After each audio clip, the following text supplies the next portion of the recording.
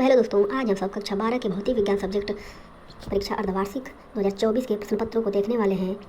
बात करते हैं, आते हैं अपने प्रश्न पर। यहाँ पर आपको समय 3 घंटे 15 मिनट दिए रहेंगे। पूर्णांक 70 अंक का होगा। ठीक है, सब्जेक्ट भौतिक विज्ञान है, कक्षा 12 के लिए।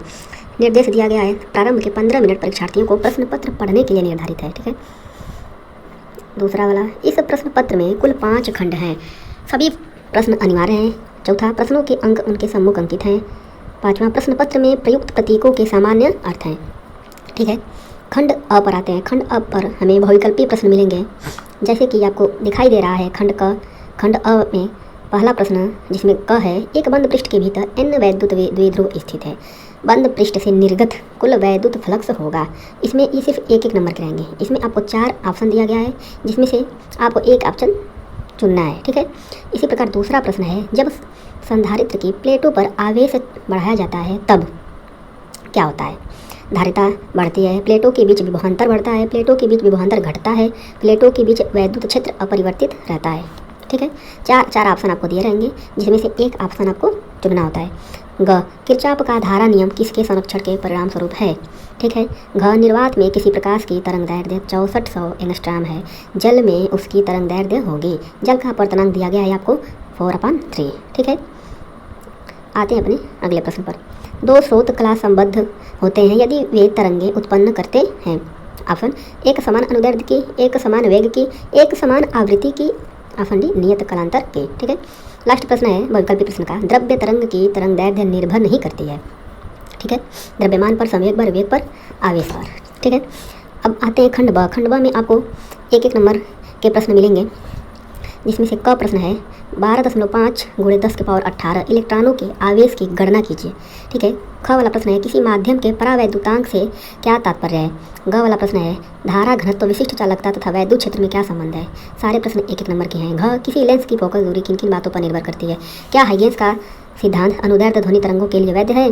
च, संपर्क में रखे 2 पतले लेंसों के संयोजन की फोकस दूरी एवं क्षमता का सूत्र लिखिए। ठीक है, अब आते हैं अगले खंड स पर।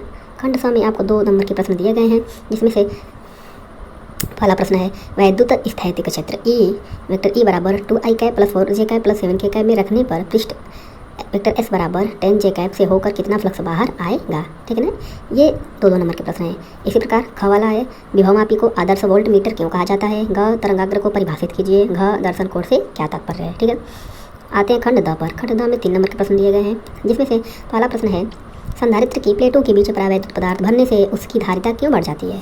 ठीक है, ख, धारा घनत्व की परिभाषा एवं मात्रक लिखिए। ग, 6 × 10⁻⁴ टेस्ला के चुंबकीय क्षेत्र के लंबवत दिशा में 3 × 10⁷ मीटर प्रति सेकंड से गतिमान इलेक्ट्रॉन के पथ की त्रिज्या ज्ञात कीजिए। ठीक है ना, न्यूमेरिकल है प्रश्न। नेक्स्ट प्रश्न, घ, व्यतिकरण से आप क्या समझते हैं? प्रकाश के व्यतिकरण के लिए आवश्यक शर्तें लिखिए। ठीक है, अब बढ़ते हैं अगले प्रश्न पर।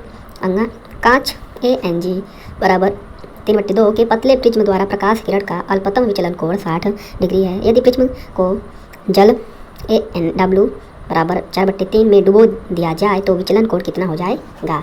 ठीक है, इसमें ANG का मतलब है कि कांच के सापेक्ष वायु का अपवर्तनांक, और AnW में है कि वाटर के सापेक्ष वायु का अपवर्तनांक। ठीक है, आते हैं अपने प्रश्न 5 पर, जिसमें पहला प्रश्न है, वैद्युत विभव तथा वैद्युत विभवांतर से क्या तात्पर्य है? इनके मात्रक लिखिए। ठीक है, ग वाला प्रश्न है, 2.0 मीटर लंबी परिनालिका में 1000 फेरे हैं। इसमें 10 एम्पीयर की धारा प्रवाहित हो रही है। इसके केंद्र में उत्पन्न चुंबकीय क्षेत्र की तीव्रता का मान ज्ञात कीजिए। ठीक है, अगला प्रश्न है, निकट दृष्टि दोष किसे कहते हैं? इस दोष का कारण तथा निवारण उचित आरेख द्वारा समझाइए। अंग वाला प्रश्न है, प्रोटॉन तथा अल्फा कण से संबंधित समान दे ब्लागली तरंग दैर्ध्य के लिए आवश्यक त्वरक विभवों का अनुपात ज्ञात कीजिए। ठीक है, अब हम लोग का खंड यह है।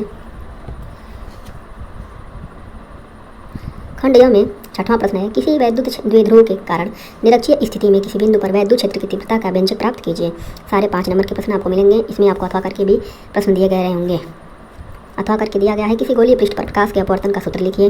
इसकी सहायता से पतले लेंस का सूत्र 1/f = n-1 कोष्टक 1/r1 - 1/r2 अपवर्तनांक तथा वक्रता त्रिज्याओं के पदों में स्थापित कीजिए। ठीक है, 7वां प्रश्न है, अनुगमन वेग क्या होता है? अनुगमन वेग के आधार पर ओम के नियम के लिए व्यंजक का निगमन कीजिए।